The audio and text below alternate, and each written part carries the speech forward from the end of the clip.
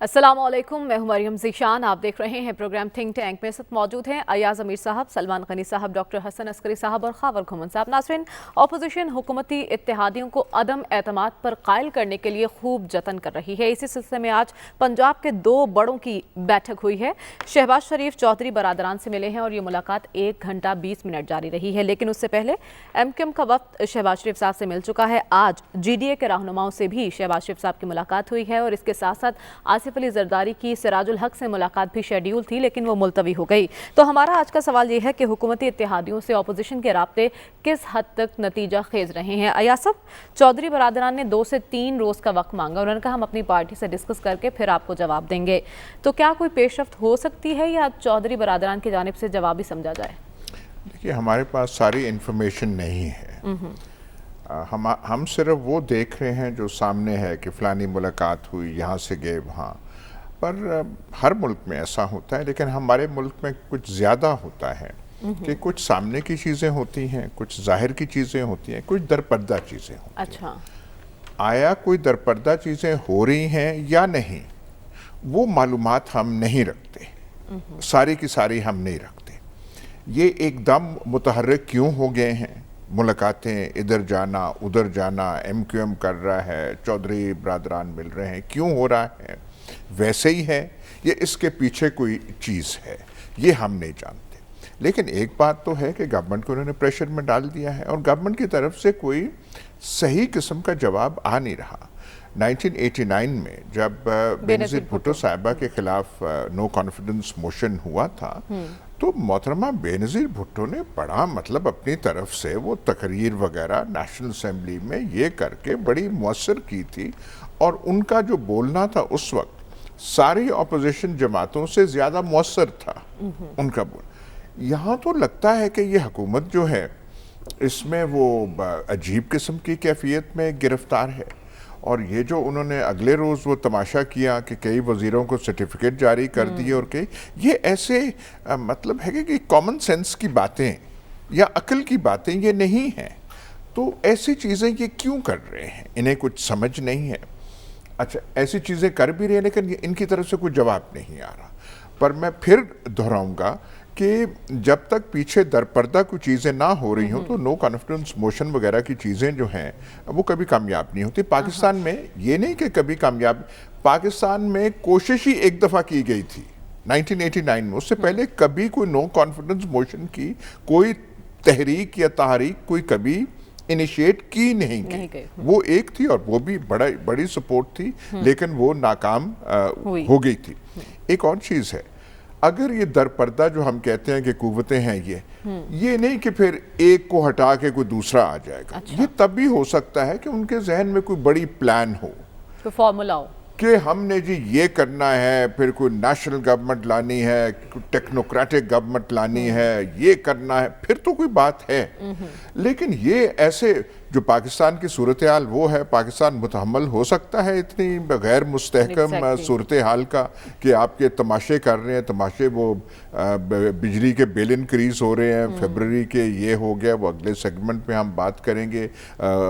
माशी क्या सूरत हाल है, यूक्रेन की सूरत वो है, वहाँ कुछ थोड़ी सी गड़बड़ वहाँ पे हुई, तेल की कीमतें यहाँ पहुँच जाएंगी। एग्जैक्टली जैसा कि आपने जिक्र किया 1989 का, पाकिस्तान की तारीख में अभी तक अदम एतमाद कामयाब नहीं हुई है। लेकिन अगर इस दफ़ा जो अपोजिशन कोशिश कर रही है, अदम एतमाद कामयाब हो जाती है, तो तारीख रकम होगी कि पहला वज़ीर आज़म होगा जिसके खिलाफ अदम एतमाद कामयाब हुई, और अगर नहीं होती तो तब भी तारीख रकम होगी कि पहला वज़ीर आज़म होगा जो अपनी मुद्दत पूरी करेगा। तो दोनों सूरतों में तो तारीख रकम हो रही है। दोनों सूरतों में अवाम का क्या फ़ायदा है? आप थोड़ा वो जंप कर रही हैं ना, वहाँ पे आप पहुँच गई हैं। ये कोशिश ही तब होगी जब पीछे से कुछ होगा। अच्छा। अब मैं ज़्यादा इस पे नहीं कि कहना चाहता और ना बार बार ये कहना कोई अच्छा लगता है कि पीछे होते हैं, डोरियां खींची जाती हैं, ये होता है वो होता है। लेकिन उसके बगैर हमारी सियासत का वो जिन्हें हम मुक़्तदरा कुव्वतें कहती हैं, वो हमारी सियासत का हिस्सा है। आइन के अल्फाज जो मर्जी कहते रहें, लेकिन वो जो रियलिटी है वो है, और उसके बगैर ऐसी चेंज हो नहीं सकती। लेकिन चेंज का कोई मकसद होना चाहिए। कोई मकसद नज़र आ रहा है हमें, कोई हमारे पास मालूमात नहीं है और नजर आ नहीं रहा। ठीक। मतलब यहाँ पे 1 साल रह गया है तो इनको रिमूव करके क्या हासिल या तो आप कोई बड़ा कोई टेक्नोक्रेटिक, जैसे वो इटली में लेकर आए हैं, वो सेल्विनी हैं, उन्होंने वहाँ की सियासत चेंज कर दी, या तो आपके पास कोई ऐसा आदमी हो जो बिल्कुल वेट कर रहा और उसको सिर्फ पकड़ के वो लाना है, बिठाना है और फिर सियासत का एक नया दौर शुरू होना, फिर तो बात ठीक है। लेकिन हमें तो थके थके घोड़े जो हैं, ये शक्लें देख देख के हमारी उम्र भी बढ़ गई है और यही शक्लें हैं, तब्दीली नहीं हुई।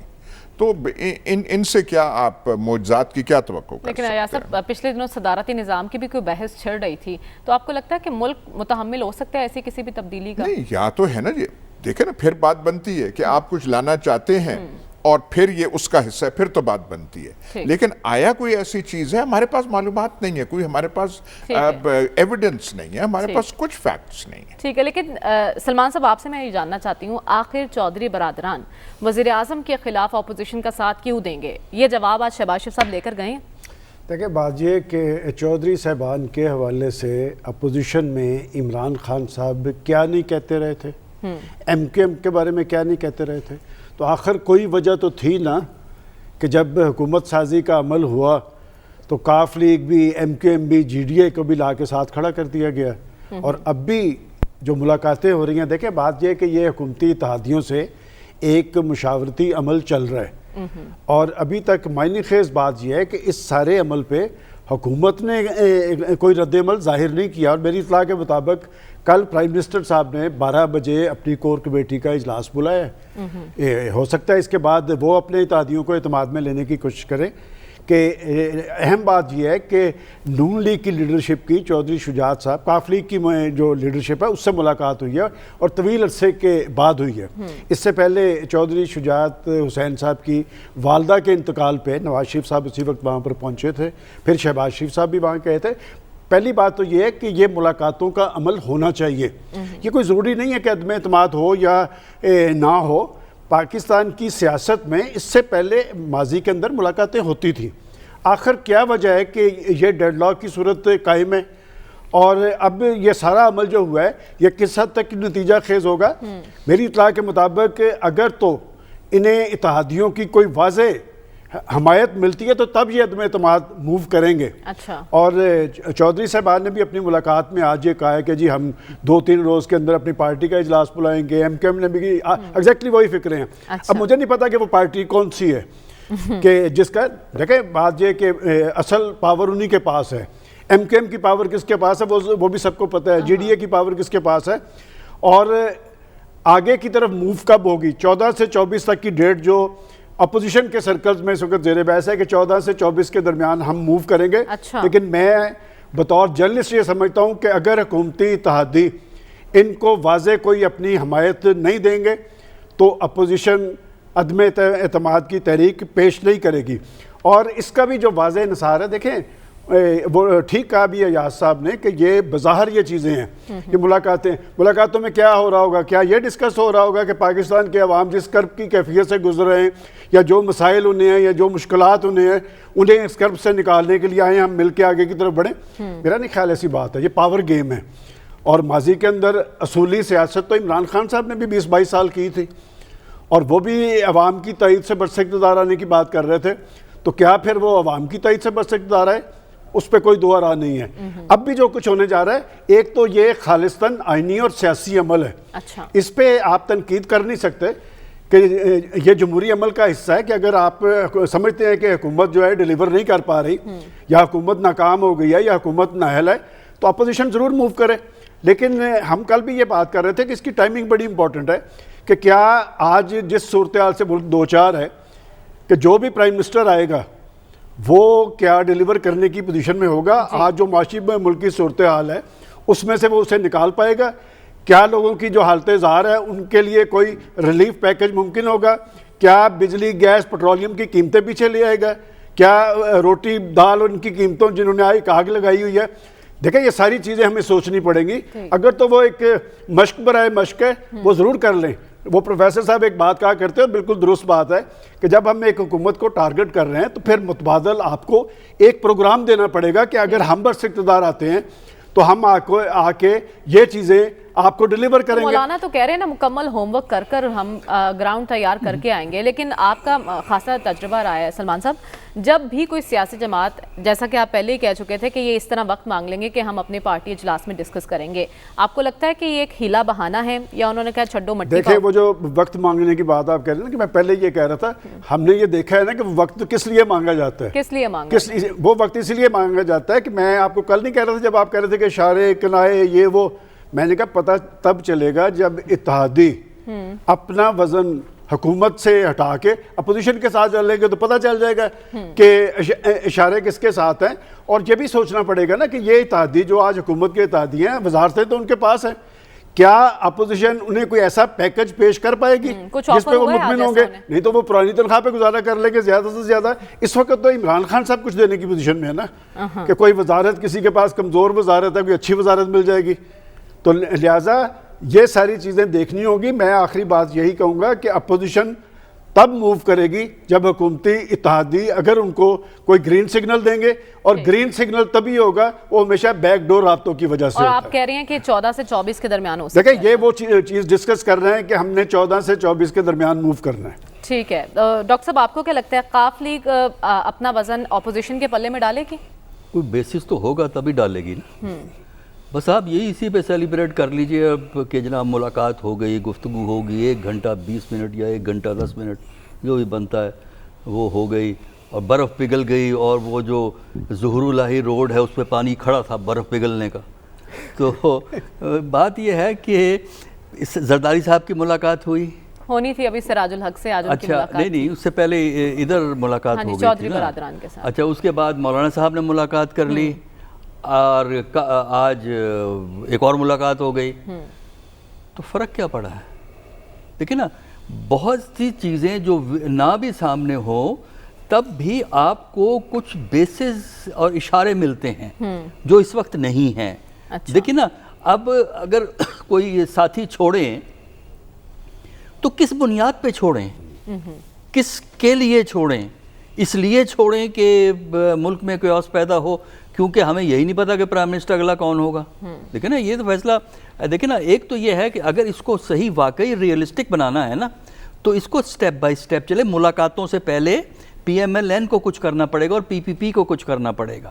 پی پی پی اور پی ایم ایل این اور مولانا مل کے بیٹھ کے فیصلہ کریں نمبر 1 کہ بھئی ان کو نکال کے ہم نے پرائم منسٹر کس کو بنانا ہے. نمبر 1 اس پرائم منسٹر کا ایجنڈا کیا ہوگا، یعنی آپ نے فوری طور پہ الیکشن کرانے ہیں یا ایک اصلاحی پالیسی اڈاپٹ کرنی ہے جس سے لوگوں کے مسائل حل ہو جائیں گے. اچھا، اگر مسائل حل ہو جائیں گے تو ان کا کوئی نسخہ، کوئی طریقہ کار، چلیے کوئی انڈیکیشن، کوئی اشارہ، کنایا ہمیں ملے کہ ہم اس کو سسٹم کو اس طرف لے کے جائیں گے. اور اگر واقعی کوئی اچھا اٹریکٹیو آلٹرنیٹیو دے دیں تو جو بھی جتنی بھی قوتیں ہیں، جتنے ریاستی ادارے ہیں، وہ اس طرف جھک جائیں گے. وجہ یہ ہے کہ حالات کو بہتر کرنا ہر شخص چاہتا ہے، ہر ادارہ چاہتا ہے، ہر عہدیدار چاہتا ہے، لیکن صرف حکومت چینج کرنے سے حالات نہیں بدلیں گے. ہمیں فریم ورک چاہیے. پھر وہی بات کہ کیا آپ آفر کریں گے، مطلب واٹ از دی آفر؟ یہی ہے کہ جی حکومت نالائق ہے اور آپ ان کو چھوڑ کے آپ ہمارا ساتھ دیں. کیا ملے گا؟ پالیٹکس میں اگر وہ ان کے ساتھ کام کر رہے ہیں، حکومت کے ساتھ اگر ساتھی کام کر رہے ہیں، ساتھی جماعتیں کام کر رہی ہیں تو ان کو کچھ ایڈوانٹیج ملتے ہیں. یہ ایک سٹینڈرڈ آپریٹنگ پروسیجر ہے. کولیشن گورنمنٹ میں ہمیشہ کولیشن پارٹنر کا خیال رکھنا ضروری ہوتا ہے، اگر نہیں رکھتے تو نقصان ہوتا ہے. اب بتائیے، جس وقت جو اپوزیشن اس وقت ہے اس میں پی ایم ایل این کیو کو کیا زیادہ آفر کر سکتی ہے؟ کیا وہ پنجاب کا چیف منسٹر دے دے گی؟ ڈیمانڈ تو کر سکتے ہیں ویسے. نہیں، ڈیمانڈ کی ضرورت نہیں، کوئی ڈیمانڈ نہیں ہے ان کی طرف سے. آپ پیش کریں نا مدد کی. آپ کو ضرورت ہے پی ایم ایل این کیو کو ضرورت نہیں ہے. پی ایم ایل این کیو کی ضرورت جو ہے وہ ان کو ہے پی ایم ایل این کو. لہٰذا وہ بڑھ کے یہ کہیں جناب آپ کو یہ فیسلٹیز ملی ہیں، یہ حکومت نالائق ہے، ہم آپ کو پنجاب دے دیں گے. دیکھیے پھر اس کا ری ایکشن کیا ہوتا ہے. لیکن کیا ہو سکتا ہے یہ تو ابھی فیصلے ہی نہیں ہوئے. تو میرا خیال یہ ہے کہ 14-24 پتہ نہیں کس مہینے کی بات کر رہے ہیں، فی الحال تو ہمیں کوئی امکان نظر نہیں آتا، اور جن اشاروں کے اگر یہ کسی اشاروں کے انتظار میں ہیں تو اشارے بھی اسی وقت آتے ہیں جب آپ کو ایک نیا متبادل نظر آئے۔ ہمیں اس وقت حکومت کے مسائل بڑھتے ہوئے نظر آتے ہیں، مشکلات نظر آتی ہیں، انہوں نے دباؤ بڑھایا ہوا ہے حکومت پہ۔ اس سے آگے لے جانے کے لیے وہ باتیں کرنی پڑیں گی جن کا میں کل بھی تذکرہ کر چکا ہوں، اور آج بھی میں یہ تذکرہ کر رہا ہوں کہ کوئی چیز لے کے تو آئیں نا، کوئی ہمیں پیش تو کریں نا، کوئی اشارتاً ہمیں بتا دیں کہ ہمیں یہ بتا دیں نا کہ پرائس ہائیک کو کس طرح کم کریں گے۔ کوئی سٹیپ دیکھیے، جب پی پی پی کی حکومت آئی تھی اس وقت پرائسز کیا تھیں؟ جب پی پی پی کی حکومت 13 میں گئی ہے پرائسز اوپر تھیں، جب 13 کی حکومت آئی ہے پی ایم ایل این کی پرائسز کیا تھیں؟ 18 میں جو پی ایم ایل این گئی ہے پرائسز نیچے تھیں یا اوپر تھیں؟ اوپر تھیں۔ اب پرائسز اور اوپر گئی ہیں۔ آپ یہ ضرور بحث کر سکتے ہیں کہ کس سپیڈ سے گئی ہیں اوپر، کسی میں زیادہ کہیں کم، لیکن مجھے تو سمجھ میں نہیں آتا کہ پچھلے 20-25 سال میں کوئی پرائسز جو ہیں وہ کم ہوئی ہوں، اوپر کی طرف گئی ہیں۔ اس کا مطلب پتہ کیا ہے؟ اصل مسئلہ یہ نہیں ہے کہ اے کی حکومت ہے، بی کی ہے یا سی کی ہے۔ ہمارے سوسائٹی میں، ہمارے اسٹیٹ سسٹم میں بیسک سٹرکچرل چینجز کی ضرورت ہے، اور بیسک سٹرکچرل چینجز اس وقت تک نہیں ہو سکتی جب تک کہ کسی کے پاس کوئی لانگ ٹرم تھاٹ پروسیس ہے، جو کسی لیڈرشپ کے پاس نہیں ہے۔ نمبر 2، بیسک سٹرکچرل چینجز کے لیے آپ کو ایک انڈرسٹینڈنگ ڈیولپ کرنی ہے امنگس دی پولیٹیکل فورسز۔ جتنی پولیٹیکل فورسز ہیں ان میں ایک انڈرسٹینڈنگ ڈیولپ ہو، اور جتنے ہمارے ادارے ہیں وہ بھی ہمارے ساتھ ہوں۔ اس کے بعد ہم اس نظام کی بنیادی تبدیلیاں کر سکتے ہیں، اور جب تک بنیادی تبدیلیاں اکنامک سسٹم میں نہیں ہوں گی، کوئی آ جائے، شہباز شریف آ جائے، نواز شریف آ جائے، زرداری آ جائے، عمران خان چلتے رہیں، فرق کوئی نہیں پڑتا، حالات نہیں بدلیں گے۔ ٹھیک ہے، یعنی اتفاق رائے پیدا کرنے کی ضرورت ہے۔ لیکن خاور، آپ بڑا مسکرا رہے تھے، اس سے پہلے آپ نے کہا تھا کہ یہ ساری جتن اس لیے ہو رہے ہیں کیونکہ 18 فروری کو فرد جرم عائد ہونے جا رہی ہے۔ تو سلمان صاحب بھی کہہ رہے ہیں کہ اپوزیشن حلقوں میں 14 سے 24 تک کی تاریخ کی خبریں گردش کر رہی ہیں، تو کیا خبر ہے؟ کوئی سگنل آ رہے ہیں اسلام آباد سے؟ کسی تبدیلی کا امکان ہے؟ نہیں، میں وہ مسکرا اس بات پہ رہا تھا کہ وہ جو کہا گیا نا کہ واضح جواب حکومت کی طرف سے نہیں آ رہا۔ آج حکومت نے اپنا جو نیشنل اسمبلی کا سیشن کال کر رہی ہے 18 فروری کا، میرے خیال میں بڑا واضح ثبوت ہے۔ آ جائیں نیشنل اسمبلی کے فورم کے اوپر ایک تحریک عدم اعتماد پیش کر لیں۔ ایک سے زیادہ پرائم منسٹر عمران خان نے یہ کہا کہ جی بالکل 100 بسم اللہ، یہ سارے اکٹھے ہو گئے ہیں، آ کر کریں، لیکن اس کے علاوہ کوئی جواب چاہیے تو وہ بریک کے دوران میں ایاز صاحب سے پوچھ لوں گا کہ کس طرح کا جواب خان صاحب کو دینا چاہیے، تو وہ بھی ان کو مشورہ ہم دے دیں گے۔ دیکھیں، ہم بات کر رہے ہیں کہ جی اشاروں کے اوپر، اشاروں کے اوپر جی سارے کا سارا جو ہے ہم ملبہ ڈال رہے ہیں۔ تھوڑی سی تاریخ میرے خیال میں دیکھنے کی ضرورت ہے کہ جہاں تک چودھری برادران کا تعلق ہے، وہ ہمیشہ وہ جو بھی جس کے ساتھ وعدہ کرتے ہیں وہ کھڑے رہتے ہیں۔ 1997 آپ تو میرے خیال میں غالباً اس وقت کالج یا اسکول میں ہوں گی، الیکشنز ہوئے، میں بھی چونکہ اس وقت کالج میں ہی تھا، الیکشن ہوئے، نون لیگ 2/3 میجورٹی جیتی، ہم سب کو یہ بتایا گیا کہ چودھری پرویز لائی چیف منسٹر پنجاب بننے جا رہے ہیں، یہی خبر تھی ہر طرف۔ اس کے بعد اچانک سے پتہ چلا کہ جی بڑے میاں صاحب، اللہ تعالیٰ انہیں جنت نصیب کرے، ان کا فیصلہ ہے کہ نہیں اب شہباز شریف صاحب چیف منسٹر بنیں گے، اور پھر چودھری پرویز لاہی صاحب کو بنا دیا گیا اسپیکر نیشنل اسمبلی۔ یہ سٹوری یاد ہے سلمان غنی صاحب کو، پھر بھی وہ پنجاب اسمبلی، وہ پھر بھی ساتھ کھڑے رہے۔ اس کے بعد جو جنم شرف آ گئے، جنم شرف کے ساتھ جو بھی ان کے معاملات ہوئے، یہ باہر چلے گئے، وہ ایگریمنٹ 5 سال کا 10 سال کا بتایا نہیں بتایا، یہ ساری چیزیں آن دا ریکارڈ ہے۔ وہ باہر چلے گئے، چودھری برادران ظاہر بات ہے ان کی یہاں پہ سیاست ہے، یہاں پہ کانسٹیچوئنسی ہے، انہوں نے کہا جی ہم نے ادھر رہنا ہے، تو وہ یہاں پہ رہے، جنم شرف کے ساتھ وہ کھڑے رہے اور آخری دم تک کھڑے رہے۔ انہوں نے بالکل جنم شرف کے ساتھ کوئی 2 نمبری نہیں کی، حالانکہ جنم شرف صاحب نے 2 نمبری کر لی، NRO کر لیا پیپلز پارٹی کے ساتھ، اور جس کی وجہ سے بے نظیر صاحبہ اور پھر محترم نواز شریف صاحب بھی واپس آ گئے۔ ایک واقعہ ہے، سلمان غنی صاحب اس کے اوپر میری تصحیح کر سکتے ہیں۔ 2008 کے جب الیکشن ہوئے تو چودھری شجاعت صاحب رائیونڈ ملنے گئے تھے نواز شریف صاحب سے، تو ان کو گیٹ سے واپس کر دیا گیا تھا، ملاقات نہیں کی گئی تھی۔ میں آج یقین کریں جب محترم شہباز شریف صاحب گئے وہاں پہ چودھری ضرور اللہ روڈ کے اوپر ان کے گھر، تو میں ذہن میں آ رہا تھا خدا کی شان ہے، مکافات عمل ہے، چودھری صاحبان نے پھر بھی ان کو ویلکم کیا، گھر میں بٹھایا، ان کی بات سنی۔ کاش کتنا ہی اچھا ہوتا کہ شہباز شریف صاحب باہر نکلتے آج ملاقات کے جو 22 سال کے بعد کی, وہ کہتے جی ہم بالکل کوئی سیاست کرنے نہیں آئے, ہم یہاں پہ آج آئے ہیں چودھری شجاعت صاحب کی عیادت کر رہے ہیں, ان کا صحت کا پوچھنے ہیں, ان کی صحت کا پوچھنا, ہم بالکل کسی طرح کے ایسے موقع کے اوپر کوئی سیاست نہیں کرنا چاہتے. اور وہ یہ بھی کہتے چودھری شہباز شریف صاحب یہ بھی کہتے کہ ہم چودھری صاحبان کو مشکل میں نہیں ڈالتے, وہ انہوں نے خان صاحب کا 3.5 سال مشکل میں ساتھ دیا ہے. اب ایک جو ساتھ ان کا چل رہا ہے, ہم ان کو یہ کہہ رہے ہیں کہ آپ ساتھ چھوڑ دیں, اور ساری دنیا کی جو ہے جو ظاہر کی طرف سے جو تنقید ہے وہ اپنے سر لیں کہ یہ ایسے موقع کے اوپر جب خان صاحب کو ضرورت تھی پہلے ساتھ رہے, وزارتیں لیں, اسپیکرشپ رہی, اور اب آپ ان کو چھوڑ رہے ہیں تو کیوں چھوڑ رہے ہیں؟ تو میرے خیال میں وہ ان کو یہ کہنا چاہیے تھا, انہوں نے نہیں کیا. البتہ اب آ جاتے ہیں آگے کہ جی اب ہوا کہ آج میٹنگ کے دوران جو ہمارے پاس تھوڑی بہت اطلاعات آ رہی ہیں, بالکل آپ کو دیتے ہیں, پوری کی پوری خبر دیتے ہیں, وہ یہی ہیں کہ شہباز شریف صاحب نے سارے کا سارا ملبہ ڈالا ہے کہ جی وہ زرداری صاحب یہ کہہ رہے ہیں, زرداری صاحب نے, شہباز شریف صاحب نے کہا چودھری برادران کو, زرداری صاحب نے جو کچھ کہا ہے ہم بھی انہی کے ساتھ ہیں, تو جو زرداری صاحب کہتے ہیں وہی کر لیں, زرداری صاحب جس کو نامینیٹ کریں گے ہم بھی ان کے ساتھ ہیں, زرداری صاحب کا خیال ہے کہ یہ کر لیں گے. اب نون لیگ کا یہ خیال ہے کہ چونکہ ووٹ آف نو کانفیڈنس کا جو آئیڈیا ہے وہ پیپلز پارٹی, بلاول بھٹو زرداری صاحب اس کو فارورڈ کرتے رہے, لہٰذا یہ کامیاب ہو ناکام ہو تو سارے کا سارا ملبہ ہم زرداری صاحب کے اوپر ڈال دیں. باقی جتنے بھی سیاست کی سمجھ بوجھ رکھنے والے لوگ ہیں, جو کالمز لکھتے ہیں, جو اس کے اوپر بات کرتے ہیں, وہ آج اگر آپ سوشل میڈیا دیکھیں, اخبارات پڑھیں, ہر جگہ کے اوپر ایک ہی بات ہو رہی ہے, وہ یہ کہ یہ تحریک عدم اعتماد لا کے یہ صرف ایک ہی کام کریں گے, وہ عمران خان کے ہاتھ مضبوط کریں گے. اگر تحریک عدم اعتماد لاتے ہیں, کامیاب ہوتی ہے, تو عمران خان, وہ جو کل ایاز صاحب نے بات کی, میرا بھی یہی خیال ہے کہ عمران خان کہے گا میں نے تو سارے کام کر لیے تھے, مشکل وقت گزار لیا, کرونا دیکھ لیا, میں نے انڈیا کے ساتھ جنگ لڑ رہی, میں نے مشکل معاشی حالات دیکھے, تو میں نے تو اب ڈیلیور کرنا تھا, وہ سڑکوں کے اوپر ہوں گے. لیکن اگر وہ تحریک عدم اعتماد جو ہے ناکام ہوتی ہے, تو میری رائے ہے, بے شک اس کے اوپر کل بھی غصے کا اظہار کیا گیا تھا کہ جی اس سے بہتر کوئی اسپوکس پرسن ہو نہیں سکتا.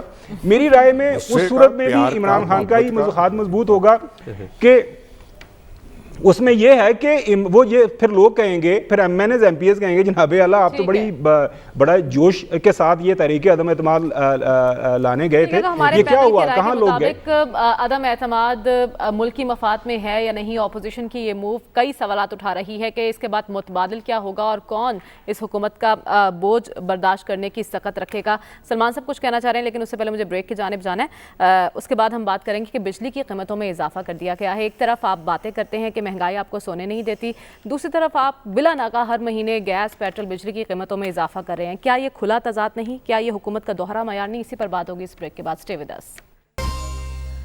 ویلکم بیک ناظرین. حکومت نے عوام پر 26 ارب 40 کروڑ روپے کا اضافی بوجھ ڈال دیا ہے. بجلی 3 روپے 9 پیسے فی یونٹ مہنگی کر دی گئی ہے. یا صاحب ویسے تو وزیر اعظم خاصے پریشان رہتے ہیں عوام کے درد میں, لیکن ان کے اقدامات دیکھیں تو سمجھ نہیں آتی. کبھی ان کو پریشان دیکھا ہے اس درد میں؟ یہ جو آپ کہتے ہیں نا مجھے تو مہنگائی سونے نہیں دیتی ہے, وہ تو کبھی پریشان نہیں ہوئے.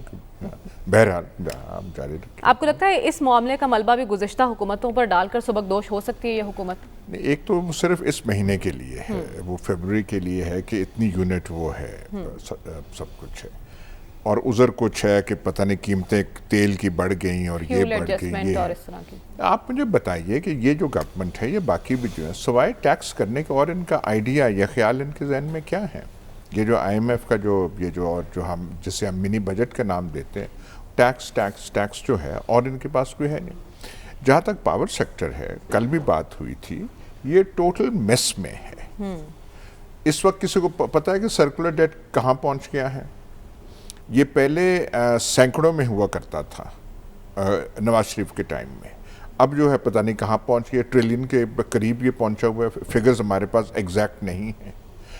اسحاق ڈار جب آئے تھے اور نواز شریف جب پرائم منسٹر بنے تھے, تو اسحاق ڈار نے آپ کو یاد ہوگا پہلا جو قدم اٹھایا تھا کہ $450 بلین لے کے ان کمپنیز کو دے دیا تھا. کل بھی کہا تھا ان کمپنیز نے ٹیکہ لگایا ہے اس ملک کو اور اس قوم کو.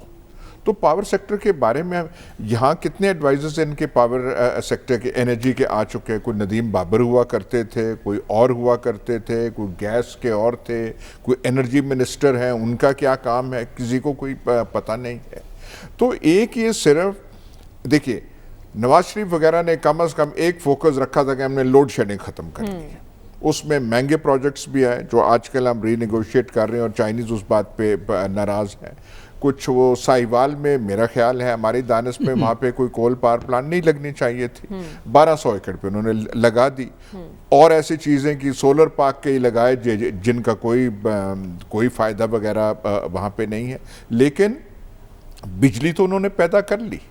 مطلب ایک انہوں نے فوکس رکھا کہ اس نے بڑا نقصان دیا تھا پیپلز پارٹی گورنمنٹ کو, ہم نے یہ دور کرنا ہے. بھائی یہ آ کے یہ جو لوگ ہیں اور جو خاور صاحب کے 200 ماہرین تھے ان کی ہم اب بھی شکلیں دیکھنا چاہتے ہیں, وہ کم از کم ایک سیکٹر پہ تو آپ فوکس کر لیتے. لیکن بقول وزیر اعظم 10 ڈیمز بنائے جا رہے ہیں, چھوٹے بڑے ڈیمز جو بجلی بھی پیدا کریں گے. بجلی بھی پیدا کریں گے, یہ بھی پیدا کریں گے, مریخ پہ بھی ہم جائیں گے, اسپیس شپس بھی ہم بنائیں گے, ریاست مدینہ بھی ہم قائم کریں گے, اور اسلامی پتہ نہیں ہم کیا کیا وہ کریں گے. تو وہ تو آپ کی بات بالکل ٹھیک ہے.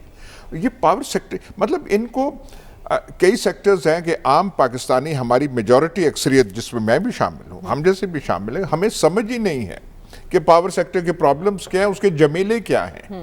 یہاں پہ کوئی سارٹ آؤٹ کرنے والا نہیں ہے. تو یہ جو ہے ہم صرف یہ ہے کہ فیبرری میں فی یونٹ کی قیمت اتنی بڑھ گئی ہے, اس کا ہم رونا دھونا ہم کرتے رہیں گے. 9-10 دن ہم کریں گے, بل زیادہ آ جائیں گے. ایک ویسے بات ہے, بل اتنے زیادہ ہو گئے ہیں کہ کئی طبقات جو ہیں وہ صرف وہ بل جب ان کو ایک مہینے میں آتا ہے, اس کے بعد ان کا ماہانہ بجٹ جو ہے نا وہ سارا کا سارا ادھر سے ادھر ہو کے رہ جاتا ہے. یہ بات ہے. لیکن اس کا جواب کیا ہے, اس کا آنسر کیا ہے؟ پاکستانی سیاست میں, پاکستانی حکمرانی میں اس سوال کا کوئی جواب نہیں ہے. مطلب کوئی آدمی, میں نے اخباروں میں بھی کوئی پاور سیکٹر پہ کوئی اچھا مضمون نہیں پڑھا کہ جو سمپلی بتائے یہ پرابلمز ہیں, اس کا حل یہ ہونا چاہیے. میں ایک چیز کہہ سکتا ہوں, یہ جو ہمارے گلے میں یہ انڈیپینڈنٹ پاور پروڈیوسرز, یہ وہ شاہد حسن خان کا جو ایک تحفہ تھا قوم کو, اس کا کچھ کرنا چاہیے, ان سے جان چھڑانی چاہیے. تو جان کس نے چھڑانی ہے؟ لیکن کسی کے پاس کوئی فارمولا نہیں ہے. کیا حل نہیں ہے؟ دیکھیں نا, خان صاحب کے بارے میں وہ جو ایک بھلیکھا تھا, کیا تھا کہ جس طریقے سے انہوں نے کرکٹ ٹیم کو چلایا, یہ ایسے فیصلے کریں گے, ایسے فیصلے کریں گے, ان سے نہیں ہو. خان صاحب تو آج بھی کہتے ہیں جتنا میں جانتا ہوں اتنا کوئی نہیں جانتا. اتنا وہ کہتے ہیں. آج تو آپ ایسے مطلب کیا ترجمانی آپ کر رہی ہیں وہ خان صاحب کی, اور خان صاحب یہ کہہ رہے ہیں اور خان صاحب وہ کہہ رہے ہیں. آپ اور خاور صاحب ہو جائیں یہ سارے مشیروں سے, یہ جو انفارمیشن کہ آپ اور خاور صاحب ہوں تو اس سے اچھا. میں تو عوام کے درد میں بات کر رہی ہوں کہ بجلی کا بل جسے زیادہ آ جائے, پھر گیس کا بل ہے. سلمان صاحب, جو ایک گھرانہ کرائے کے گھر پر رہتا ہے, جس نے بچے بھی پڑھانے ہیں, جس نے بچوں کا خرچہ بھی پورا کرنا ہے, وہ یہ بجلی کا بل کیسے دے گا؟ ایک تو گزشتہ سیگمنٹ میں جو خاور صاحب نے بات کی تھی وہ تاریخی حوالے سے یہ تو درست ہے کہ ایک ملاقات طے تھی شریف برادران کی اور چودھری برادران کی, لیکن چودھری صاحبان وہاں پر گئے نہیں تھے. البتہ ان سے معذرت ظاہر کر دی تھی انہوں نے ملاقات سے. دوسری بات جہاں تک بجلی کے اضافہ کا تعلق ہے, دیکھیں 3-3.5 سال سے جب سے یہ حکومت آئی ہے, میں جب یہ واویلا کرتا ہوں تو میں ساتھ یاد صاحب کا چہرہ بھی دیکھتا ہوں کہ آپ کو یاد ہے اسی پروگرام میں, اور ہم نے اپریشیٹ بھی کیا تھا, جناب پرائم منسٹر نے کہا تھا کہ بجلی وافر بھی دیں گے اور سستی بھی دیں گے. اور بجلی, گیس اور پیٹرولیم یہ واحد یہ چیز ہے کہ ادھر ان کے اضافے کا اعلان ہوتا ہے تو ان میں تو اضافہ ہونا ہی ہونا ہے, وہ تو بلوں میں آتا ہے, اس کے بعد فوری طور پہ اشیاء ضروریات کی قیمتوں میں آگ لگتی ہے. اور کیوں لگتی ہے؟ دیکھیں بات یہ کہ میں ہمیشہ سے یہ کہتا ہوں, مجھے اچھا کہ یہ جو آئی ایم ایف کے ہاتھ میں ہماری گردن دے دی ہے, کہ اس آئی ایم ایف کو یہ نہیں کہا کہ یہ جو پاکستان کی کرپٹ مافیا ہے اور بڑے بڑے طبقات ہیں جو اربوں خربوں ماہوار کماتے ہیں, ان کو اور اشرافیہ پہ لوڈ ڈالنے کی بجائے پاکستان کے 22 کروڑ عوام کی گردن ان کے ہاتھ میں دے دی ہے کہ جب چاہیں یہ جو بجلی میں اضافہ, یہ جو فیول ایڈجسٹمنٹ کے نام پہ, یہ کوئی مہینوں بعد نہیں ہوتا, یہ ہفتوں بعد ہوتا ہے, اور 2-2, 3-3, 4-4 روپے. اور آپ نے درست کا کرائے کہ 50,000 रुपए आमदन वाला शख्स, और मैं आपको पूरे यकीन से कहता हूँ, प्रोफेसर साहब ने एक दिन इसका अपने बिल का हवाला दिया था, आप उठा के देख लें, जिस शख्स का बिजली का बिल 1500 रुपये है उसे 3500 रुपये के टैक्सी साथ लगा दिए जाते हैं, और ये वो है जो इनका एक कमरे के अंदर बिजली चल रही है।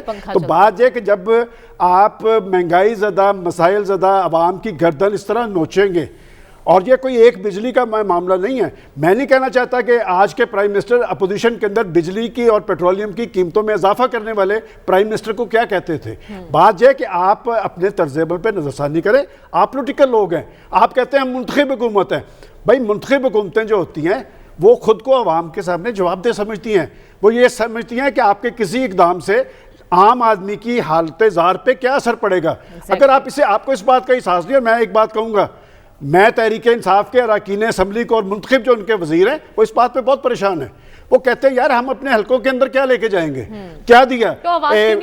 यार साहब अगर आपको याद हो, जब आसिफ जरदारी साहब की गवर्नमेंट थी और एंड पे एक तो 18 घंटे की लोड शेडिंग थी, तो मुझे याद पड़ता है आसिफ जरदारी साहब ने कहा था कि आप हलकों में जाएंगे तो हम आपको बिजली देंगे।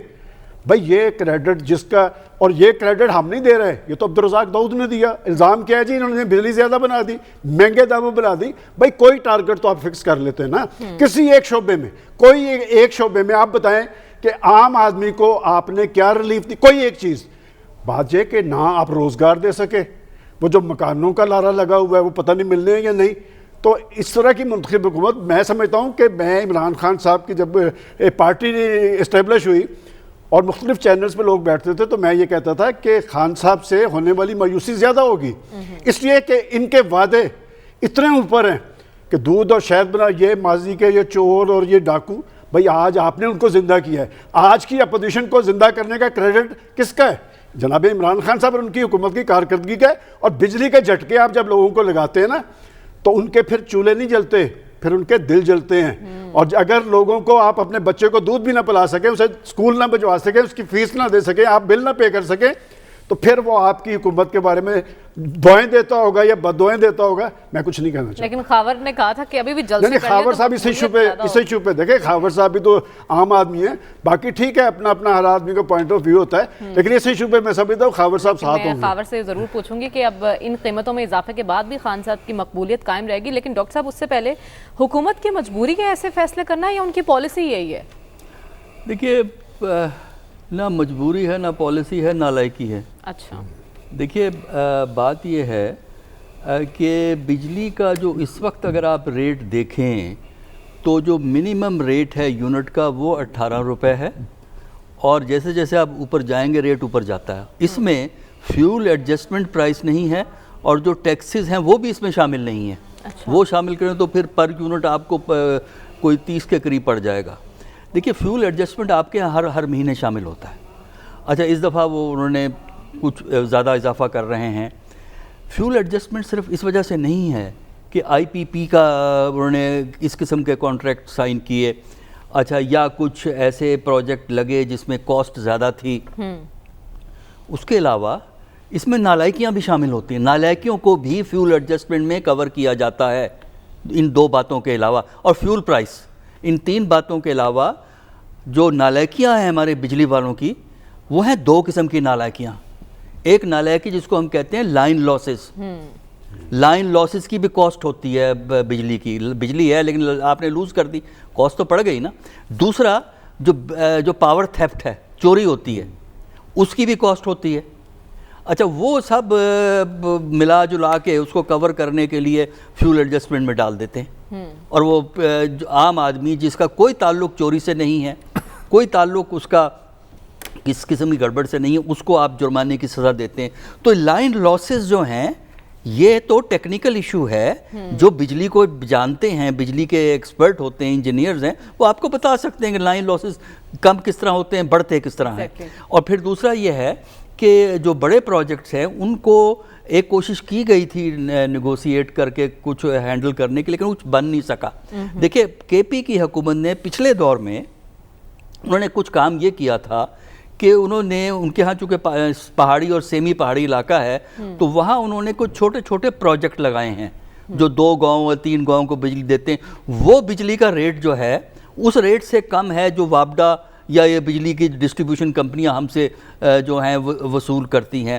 تو یہ بھی حکومت کو سوچنا چاہیے کہ چھوٹے چھوٹے پروجیکٹ لائے جا سکتے ہیں. دوسری میری پرپوزل یہ ہے کے پی کے ایکسپیرینس کی بنیاد پہ، اگرچہ ہماری پنجاب میں صورتحال ڈیفرنٹ ہے، سندھ میں فلیٹ زمین ہے.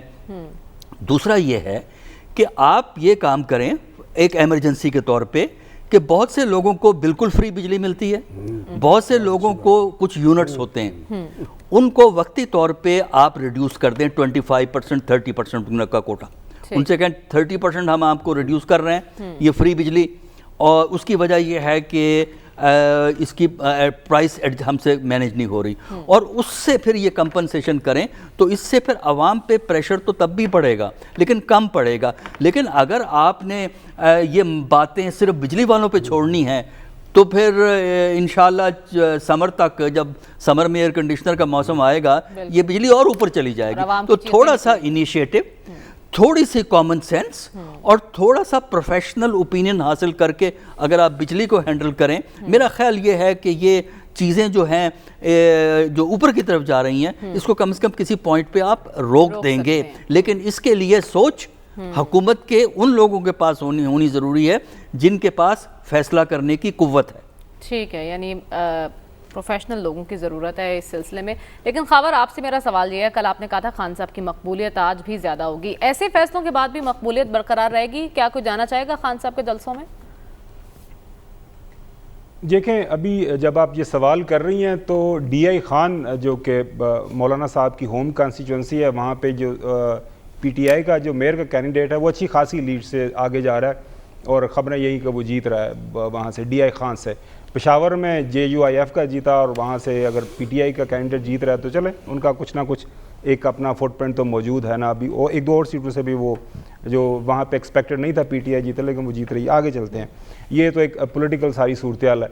پاکستان کی جو بنیادی پاور سیکٹر کا مسئلہ ہے اس کو حل کرنے کی ضرورت ہے، اور جو ایاز صاحب کے سوالات ہیں ان کے جواب تھوڑے دینے کی کوشش کرتا ہوں. وہ یہ ہے کہ پوری دنیا کے اندر جو سرور سیکٹر ہے اس کو پرائیویٹائز کر دیا گیا ہوا ہے.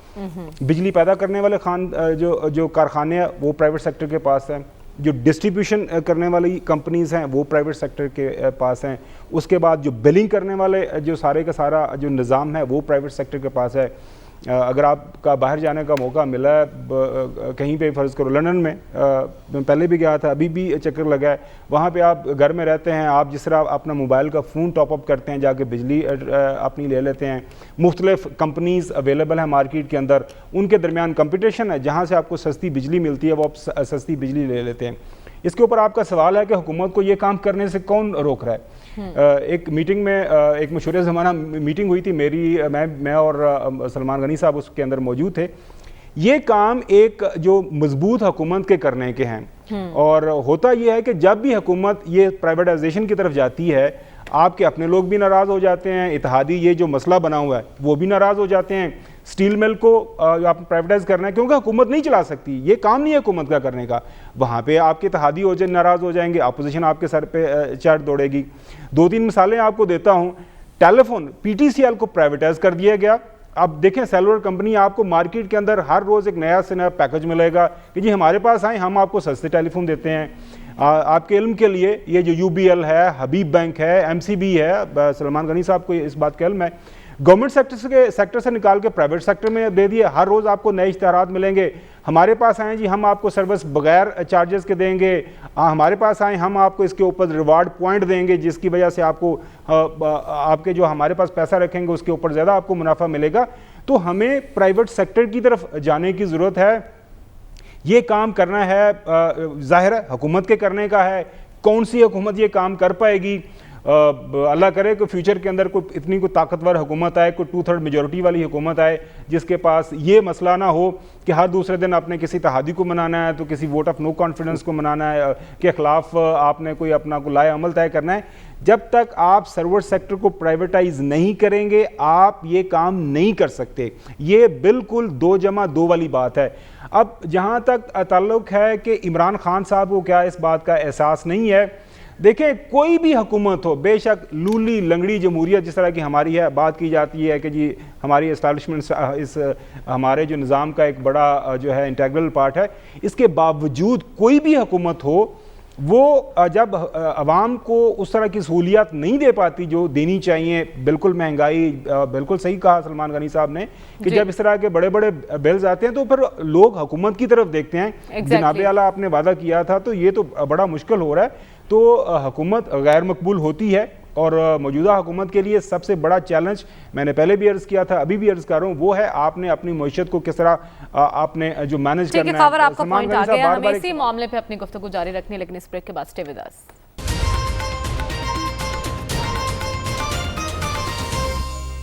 ویلکم بیک ناظرین۔ ایاز صاحب، اس وقت سب سے بڑا چیلنج اس حکومت کے لیے اور کیا معاشی صورتحال میں بہتری کا کوئی امکان نظر آ رہا ہے آپ کو؟ کچھ بھی نہیں، یہ اگلا سال جو ہے، اگلے سال تک ہم ایسے ہی بس وہ کرتے رہیں گے۔ یہی چیلنج ہے اس حکومت کو کہ کیسے یہاں اب سے لے کے اگلے سال تک کیسے چلتے ہیں، کیا ہمیں سناتے ہیں، کیا کہانیاں ہم سننے کے لیے تیار ہیں، یہی رہے گا۔ ایک ہی ریکارڈ ہے، وہی چلتا رہے گا، 4 سال تک وہی چلا ہے نا، تو آپ کیوں امید کر رہی ہیں کہ 5ویں سال میں وہ ریکارڈ بدل جائے گا؟ کیونکہ امید پر دنیا اور راگ جو ہے وہ کوئی بدل جائے گا یا کوئی اور مرکی نکلے گی، وہی ہم سنیں گے۔ مطلب ایک بات ہے، اور جو انہوں نے جو کچھ دیا ہے، جو سیاست کو جو بوریت انہوں نے دے دی ہے، اتنی بور سیاست پورے ایک ضیاء اللہ کے زمانے میں تھی، کیونکہ سال کے سال ایسے ہوتے تھے، کچھ نہیں تھا ہوتا سوائے فائدہ وہ ایک جماعتیں جو ان کے ساتھ جڑی ہوئی تھیں، اب وہ نام میں نہیں لیتا، ان جماعتوں کا دل آزاری ہوتی ہے، لیکن وہ جو ہے یہاں پہ بس یہی ہے کہ ریکارڈ ہم وہی سنتے رہیں گے۔ ٹھیک ہے، تو آپ کو بھی لگتا ہے سسک کر 5 سال پورے کرے گی؟ کوئی امید ہے معاشی بہتری کی؟ ویسے تو آپ کی کسی کی دل آزاری نہیں ہوتی، وہ خوش ہوتے ہیں آپ کی بات، چونکہ بات آپ کر رہے ہوتے ہیں۔ دیکھیں بات یہ جہاں تک بجلی کے بحران کا تعلق ہے، جب تک ہائیڈل پاور کی طرف نہیں لوٹیں گے، میں سمجھتا ہوں کہ بر وقت کیے جانے والے فیصلے جو ہے ہمیشہ ریلیف کا باعث بنتے ہیں۔ ایک وقت تھا اس ملک کے اندر وردی کو بھی ایک سیاسی حیثیت دے دی گئی ایوانوں کے اندر، لیکن کالا باغ ڈیم نہیں بننے دیا گیا۔ اگر وقت پہ وہ ڈیم بنا ہوتا ہے تو آج یہ بجلی کے بل سینکڑوں میں ہوتے ہیں، جو آج ہزاروں میں آ رہے ہیں۔ میں سمجھتا ہوں کہ یہ جو پاور مافیا کی آپ نے بات کی ہے، یہ مافیا ہے، جس طرح شوگر مل مافیا ہے، انہوں نے پوری طرح نچوڑا ہے، اور یہ آپ کی سیاسی قیادتوں کے پیچھے کھڑے ہوتے ہیں، یہ سیاسی جماعتوں کو اقتدار میں لاتے ہیں اور پھر حکومتیں ان کے مفادات کا تحفظ کرتی ہیں۔ ٹھیک ہے، آپ کا پوائنٹ آگے۔ ڈاکٹر صاحب، کوئی بہتری کی امید؟ نہیں، کوئی تھنکنگ پروسیس ہوتا ہے ہر چیز کے پیچھے، تو میرے ہاں ان کی تقریریں رونا دھونا ہی رہے گا، لیکن کوئی ایسا تھنکنگ پروسیس نہیں ہے جس سے ہماری اکانومی میں ٹھیک ہے، تو حالات جوں گے تو ہی رہیں گے۔ ہمارے پینل کی رائے آپ نے جانی۔ آج کے پروگرام سے ہمیں اجازت دیجیے، آپ سے انشاءاللہ اگلے ہفتے ملاقات ہوگی۔ اللہ حافظ۔